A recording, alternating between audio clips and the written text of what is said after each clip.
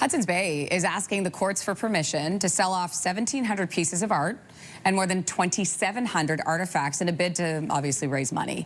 This collection includes the 1670 charter that launched the company 355 years ago. Now, the charter granted the company the power over Indigenous lands and trade relations for years. Historical experts worry, though, that this charter could end up in private hands. Why is that a problem? We're going to talk about that right now with Cody Groat, chair of the Canadian Commission for UNESCO's Memory of the World Advisory Committee. Good morning to you. Good morning. So Hudson's Bay wants to sell these items, obviously. They need money.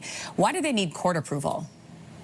They need court approval because this is considered a business asset. They're going through this process of selling off their assets in order to raise funds, as you addressed, to try to resolve some of their financial insecurity. So just like we're seeing they're selling real estate, they're selling their storefront properties, they're going to need court approval to sell some of these assets as well. So there are thousands, I mentioned, of artifacts, but there's one that is being watched really closely, and I mentioned it. Talk to us about the historical significance of the charter. I consider this to be one of the most important documents in Canadian history. This gave the Hudson's Bay Company not just that business privilege to be able to have that sole and exclusive fur trade market in what is now North America, but it also really granted sovereignty or political ownership to some extent over this vast swath of territory that includes the lands of several Indigenous nations in what is now Canada, and that was done unilaterally without the consent of Indigenous nations. So the Hudson's Bay Company was operating both as a business for many years, but also as a government entity in these territories, and this charter is what gave them permission to do that. So in your opinion, you don't want to see this go into private hands, correct?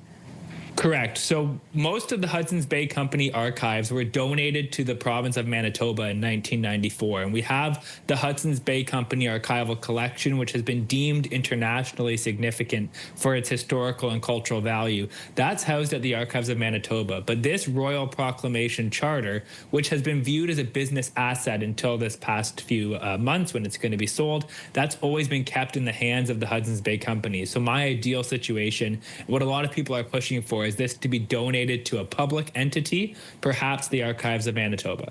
Hard to say that to a company who really needs money.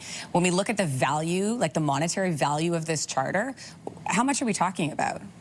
I always try to avoid putting a monetary price on this because that's what I'm hoping that we can avoid in this conversation. I think it sort of goes above and beyond a monetary value.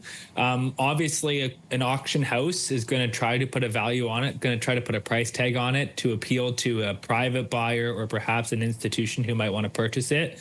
And I'm hoping that through these legal processes, we might be able to exclude this charter from the collection that's being sold at auction and have that donated to an entity before it hits the auction block. Well, Cody Groat, we appreciate your thoughts on this morning. Thanks so much.